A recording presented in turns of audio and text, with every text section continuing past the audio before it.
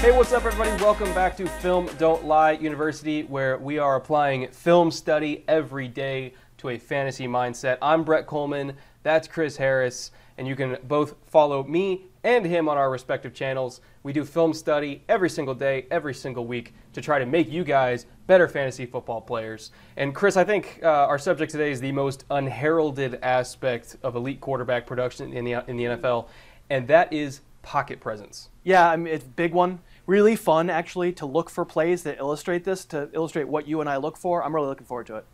Yeah, so let's jump right into it. First starting with Andrew Luck, who is making his grand return this season. But, beyond just the size and athleticism and intelligence, people don't realize that he is really, really good in the pocket. And take us through one of his plays from the last time we saw him on the field a couple years ago. Right, this isn't a preseason play, it's a 2016 play, but it's terrific. It's exactly what you want.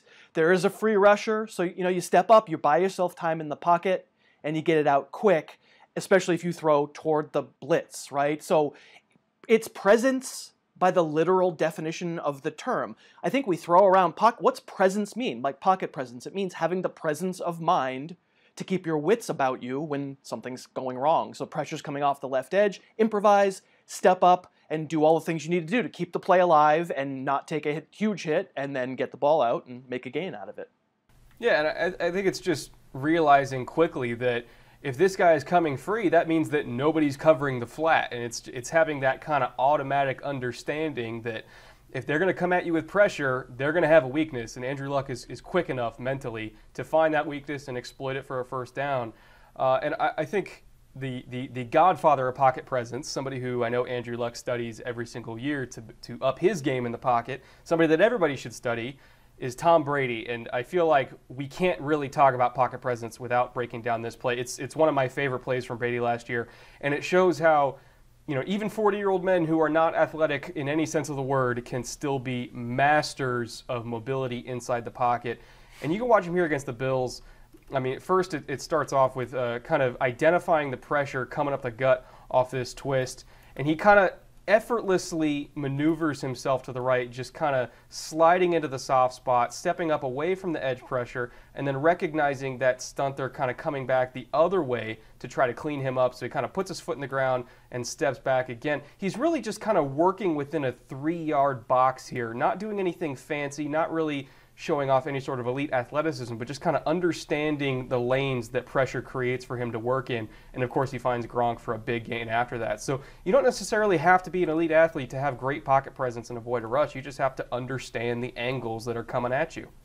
Yeah, and I think this was a 3rd and long, and so the defense needs to know this is coming as well. And that's just, we're going to put heat on you, and you're still going to make a play. It's crazy. And I don't think we're breaking any ground to say Tom Brady has good pocket presence. That's sort of what every knucklehead announcer, steakhead announcer says during the game. But the point is to kind of illustrate what we look for. This is the platonic ideal of what we look for as far as pocket presence goes. But when you're evaluating whether that young quarterback who is on fire and has had a few good weeks in a row, are the stats for real? Well, maybe you're not going to see Tom Brady level of pocket presence, but I still think you can start to see qualities. And I think when you see players who have these abilities that we're showing you here at the first half of the show, you can start to trust that the production is real. I'll take us to a Matthew Stafford play where what you're seeing out of Stafford against the Bears here is adjusting in the pocket to what's happening around you and sort of being able to improvise. He gets pressure around the edge to his right. He sees it as it approaches him. He steps forward, but watch him avoid the grabbing arm. I'm not sure that the throw actually winds up being wonderfully advised. It's a little bit of a sort of a floating duck. It works out. Kenny Golladay goes up and gets it. But watch these things. Watch the replays when you're watching on Sundays. That's really what we're trying to do here. Teach a person to fish, right? Does your quarterback just have that knack of knowing, uh-oh, this is trouble? Let me do something athletic on the fly that leaves me in a position still to make a play. Pull it down like that from the rusher so that they don't slap it out of your hand. It's really good stuff. Yeah, protecting the ball is key because, I mean, you can have all the arm in the world like Matt Stafford, but if you're not protecting the ball, you're not going to be able to pass it in the first place. And we're gonna see an example later on of somebody who does not protect the ball in the pocket, and it costs his team very dearly. But for now, let's kind of apply these lessons to a young quarterback that we are going to be evaluating on the fly, and kind of teach you to fish while evaluating perhaps the next generation of star quarterback, and that's Baker Mayfield. I mean, I was watching this game live, and it immediately signaled to me that Baker Mayfield might be for real. And again, when we're looking at these young quarterbacks, this is what we want to see. It's identifying that free rusher coming up the stunt. The left guard doesn't pick him up. It's a backup left guard, so you don't really expect the world out of him. But so that stunt doesn't get picked up. He's got a free rusher in his face.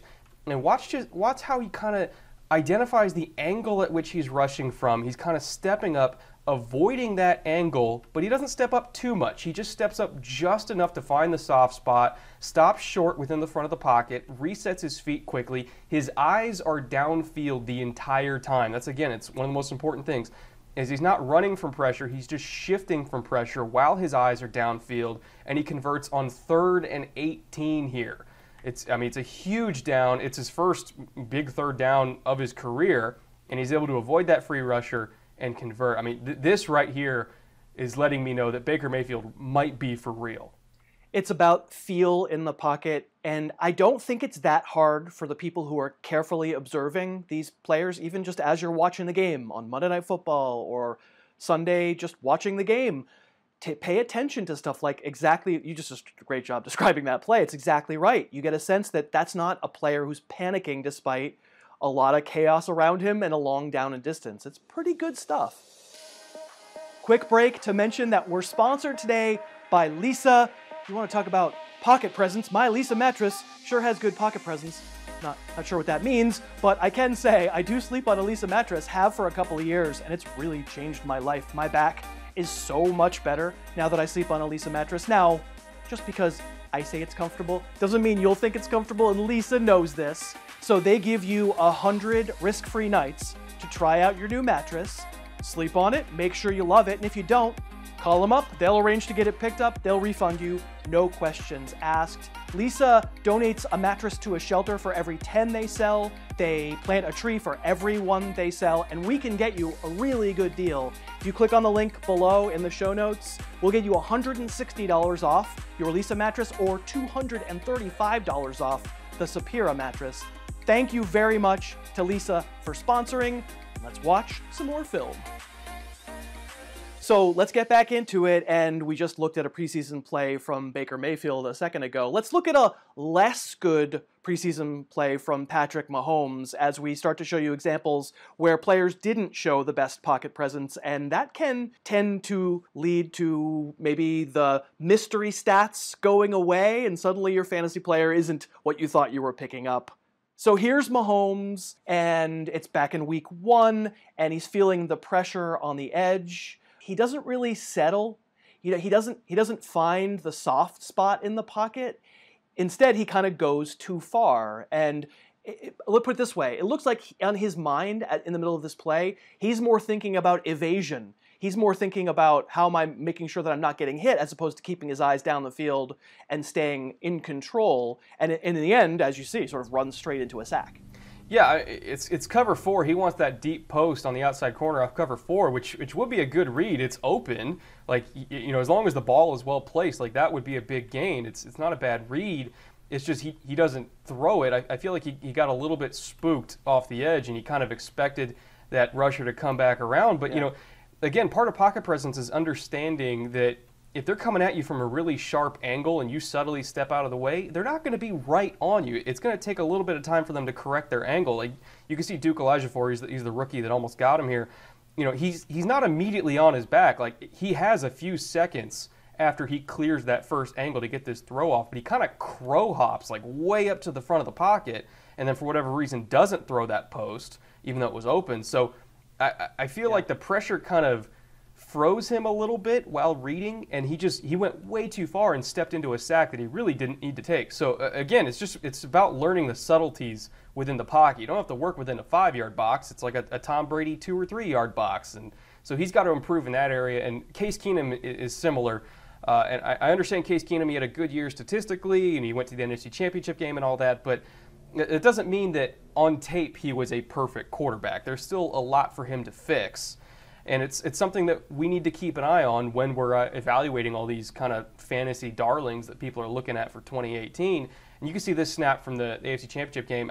People weren't really crediting him with this pick six, which ultimately was one of the nails in the coffin for this game. But they should have been crediting him for this pick six. It wasn't just that his arm got hit, and you can't entirely blame the right tackle. This is a good kind of antithesis to that Matt Stafford play earlier, where he's not protecting the ball as he's stepping up. If you identify Chris Long coming off the edge, you see him in your peripheral vision, take a big gather step, pull the ball, kind of protect it. Again, wait for the angle of the rush to clear you. He's not going to be on you for another couple seconds right after you clear that angle. So you have time. Just you have to really, really step up.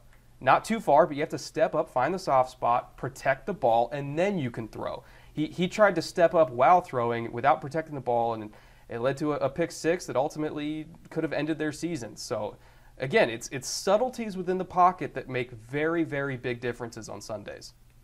Yeah, and I'm going to be fair to Case Keenum because I think most of the year he didn't do things like this, and maybe that's just because the Vikings had positive game script a lot of the time. But this is such a great example of getting rushed and then sort of rushing to slow down, if that makes any sense. In the end, you want the throw out quicker, but it's the frenzy that causes him to wind up being slow. And I think this is such an illustrative play because it's such a thing that you'll see a young quarterback do, and then people who are fans of that quarterback say, well, what do you expect? He got hit, right? It's not his fault. And as you rightly point out, he takes as much blame for that play as anybody. You know that I sent you a bunch of plays, Brett, for this segment, and several of them had the next fellow as its superstar, Alex Smith. Yeah. I refer to him on my podcast as the American Ninja Warrior. And watch his head duck on this play against the Titans. Watch his eyes immediately move. He's supposed to be looking downfield, but he looks at number 97 there, standing in the middle of the field, Carlo Klug, I think.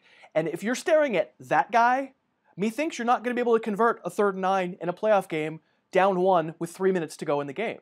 I think you as an observer watching football games can learn to see this right in the moment or right when you see the replay. Watch the quarterback. Does Alex Smith here look like he's ready to make a play, or does he look worried? Yeah, it's kind of ironic that we have both Chiefs quarterbacks from the last couple of years in the bad pocket presence segment.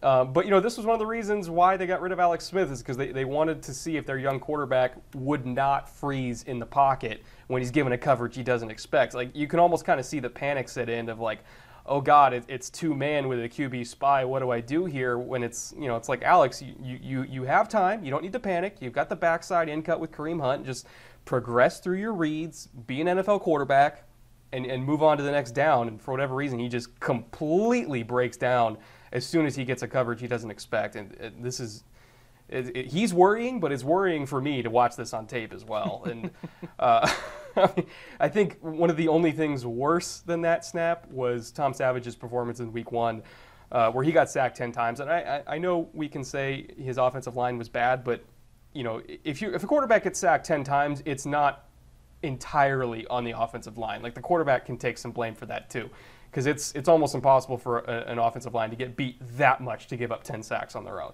And that was a key point for Tom Savage in Week 1. You can see this from Calais Campbell coming off an ET stunt here. The lane is there for him to step up. He can see Calais Campbell coming off the edge. He can see that he's beaten Xavier Su'a-Filo, and he can see that he has a soft spot for him to move up to. While he sees Calais Campbell coming off the edge, DeAndre Hopkins was open, so why he didn't throw the ball in the first place, I have no idea. But besides the point, he can see the rush is coming. He has a lane to step up to, and he just flat out doesn't. I wish I had an explanation for this, but I really don't. And again, this is example number 42 of why Deshaun Watson came in after one half of football, because if Tom Savage can't step up in that pocket where there is literally the Red Sea parting for him, then he will never step up ever again. Yeah, I mean, so I have an explanation. You asked for one, and my explanation is maybe his Achilles tendons weren't working that day. Yeah, it's crazy. You want to scream at the screen and just say, move out of the way. I completely agree. And certainly there are a lot of Twitter memes out there of Tom Savage not even bouncing his feet at all or looking mobile in slightly bit when he's waiting in the pocket. And yes, if you're seeing your quarterback do this and then pull a bunch of nice stats out, you're going to maybe assume that those nice stats are going to go away. Yeah, I mean, I can't really put much more into it than that. It's just it's a case of Tom Savage being Tom Savage. But thank you guys again for watching. Hopefully you learned a little bit today about the subtleties of movement within the pocket, or in Tom's case, not moving in the pocket whatsoever, and causing my Texans fan heart to be broken. But thank you again for watching. Make sure to subscribe to Chris. Make sure to subscribe to me. Click those bells so you guys get notifications when we upload more film study throughout the season. Also pick up the Harris Football Almanac if you want to win your leagues this year. You can check out my rankings on my Patreon page. And we have a lot more stuff coming this season, so stick around and we're all going to learn a lot about football together.